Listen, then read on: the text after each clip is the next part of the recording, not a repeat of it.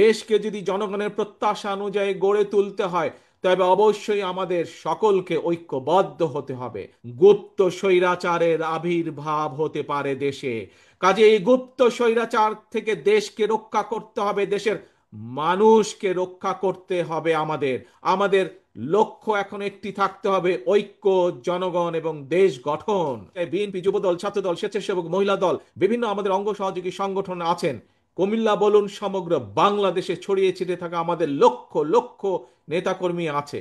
বিগত 15-16 বছর আমরা আরো যারা গণতান্ত্রিক রাজনৈতিক দল আছে তাদেরকে সাথে নিয়ে, বিশেষ করে দেশের জনগণকে সাথে নিয়ে আমরা বিগত 15-16 বছর স্বৈরাচারের বিরুদ্ধে আন্দোলন করেছি।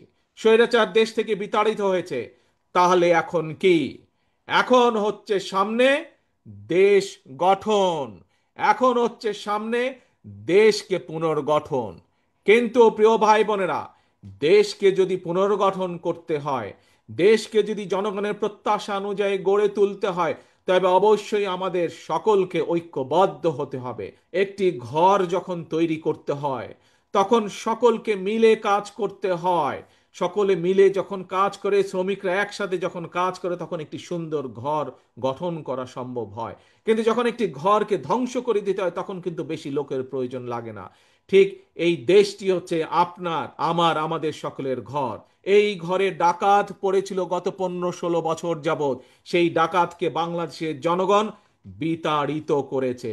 এখন এই বাংলাদেশকে গঠন করতে হবে, কারণ এই দেশ আপনার, এই দেশ আমার, এই দেশ আমাদের সকলের। এই দেশকে গঠন করতে হবে, কিন্তু দেশকে গঠন করতে হলে একজন রাজনৈতিক কর্মী হিসাবে আমাদের সকলের প্রথম দায়িত্ব হচ্ছে দেশ গঠনের যে শক্তি অর্থাৎ জনগণ, সেই জনগণের কাছে আমাদেরকে যেতে হবে।